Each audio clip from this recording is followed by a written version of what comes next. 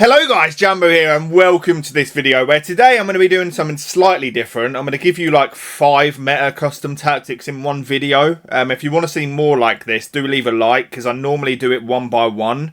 But I understand that some of you guys want to see like different formations to the one I'm putting up once a week. So maybe you prefer it in this format. Do leave a like, let me know, subscribe for more. Any questions about any of these setups, do let me know. They're 5 meta formations that I believe you can't go wrong with, but I have set them up sort of to my liking. So any questions, let me know, and let's get into the video. If you're looking for the cheapest FC26 coins to build your super team, then look no further than MMOEXP.com. You can use code JAMBOO for 8% off the already cheapest coins. Okay, so first up we have a 4-2-1-3, and this is, I want to say, the formation that I've probably used most this year. It is just really, really good. As you would expect, if you played last year's game, you could not get away from this formation. It has just about everything that you want. You know, you've got 2 CDMs. You've got your cam, which on this game, I think cams are very, very good. They pick up good pockets of space. You've got your striker, of course. You've got 2 wingers, which are going to be inside forwards. You've got a back 4. Just everything you could want, you have got it here. If we have a look at the actual roles and stuff, 70 on the depth. And then you want 2 inside forwards on roaming. That's like a non-negotiable. Sometimes I have shadow striker here. I've been starting like sort of to use playmaker now, and I mean it works well. 2 deep lying playmakers. If you struggle with your defending, you can have them on defend. If you want it in the more traditional way, like the way this formation almost feels like it's meant to be, you can have these 2 DMs on build up, and then you want your fullbacks on defend for sure. Fullback defend. And that is the 4-2-1-3. It is just very good all round. But moving on, we have the 4-2-3-1 wide. It's pretty similar, to be honest with you. I mean, it's literally the 4-2-1-3. The only difference being, instead of left and right wingers, you've got left and right mids. So that is, you know, it's going to be a bit more secure defensively. Perhaps a bit more sort of cautious and passive offensively. But you've got everything you need here. As you can see, I've got them on deep line, playmaker build up. You've got your playmaker cam in the middle again. The beauty of this one and having that left and right mid is when they do sit in, when they drop into shape, you can find it a lot easier to defend. Because instead of having the 2 wingers higher up the pitch, your whole team just feels like it's more tucked in. The DMs are more protected because they've got the left and right mid there. And you can sort of just drag your midfielders or your wingers back and let the AI defend for you, which is sort of the meta at the moment, sadly. But on this, anything between like 60 and 70 depth is the sweet spot in my opinion. And this is just a really good all-round formation. I think any formation at the minute where you can have these inside forwards counter-attacking, you can't really go wrong with it, to be honest with you. But moving on to the next, and we have the 4-4-2. This is the formation that Broomy hit 15-0 with a bronze team with, which is just crazy, isn't it? If we have a look here, see, most people would not set this up with a false 9. And I'm not saying you should necessarily do it either. It's more just when I use this formation, it works for my team because Messi is insane as a false 9.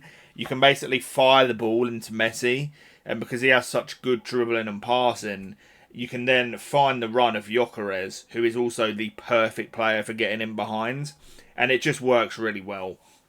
But in a 4-4-2, the main thing that you may be wondering about is the centre mids. I like to have 1 box-to-box and then 1 deep-lying playmaker on defend.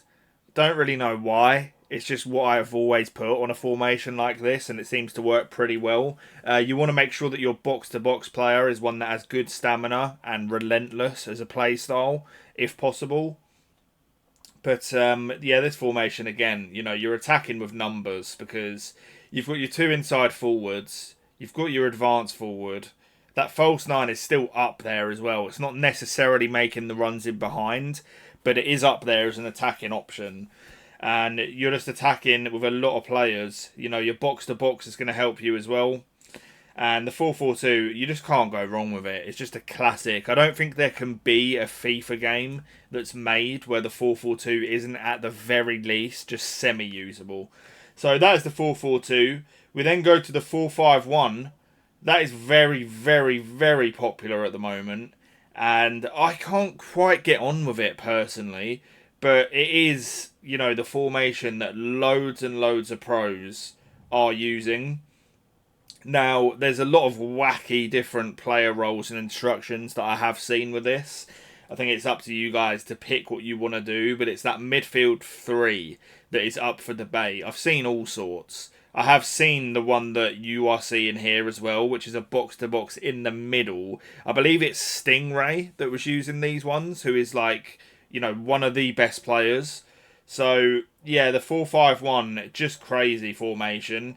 Like, I play against it in Rivals, and the amount of options and stuff people get against me, I think it's a playstyle thing as to the reason I don't quite click with it. Because I think, you know, you can just do some weird stuff using this formation, and I'm a pretty orthodox FIFA player in the way that I play. But yeah, your two inside forwards, they're going to set up well. The thing with this formation, it's very hard to break down because you've got that midfield five spread across the whole pitch. Getting through that is not easy at all. So, you know, the way you can just drag your striker and then pull him back, and then you've got like a midfield six. It's just disgusting to sort of break through that mid block. And then even when they do, you've got four at the back anyway. So yeah, it's good going forward as well, to be fair, with the inside forwards. But that is how I would set it up. And have we done four formations here? Or 1, 2, 3, 4? Oh, I've got to find you guys another one. What other formation would I recommend? Let's scroll through. I don't want to pick anything like too ratty for you guys. This is actually a good formation. Would I say it's meta though? Probably not. The 4-3-2-1 is actually very good. I'll tell you guys how to set this up. So you're going to want two shadow strikers either side of your advanced forward. And then a deep line playmaker on defend in the middle. And then you can either have two box-to-boxes here, or you can have like playmaker, whatever you prefer, or whatever puts your player roles in the best situation. You're going to want fullback on balance for this one. I normally always recommend having fullback on defend. The issue is in this formation, you need that whip helping you.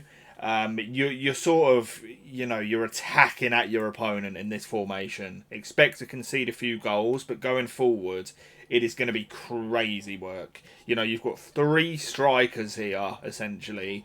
You're going to have even more support from the midfield. You are going to have your one player anchoring here and staying back, which is much needed when you look at what we're doing.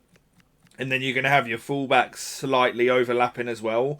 It's very, very good going forward, this formation. I do recommend giving it a go. But guys, if you enjoyed this new format, do leave a like. Let me know which one of these is your favourite.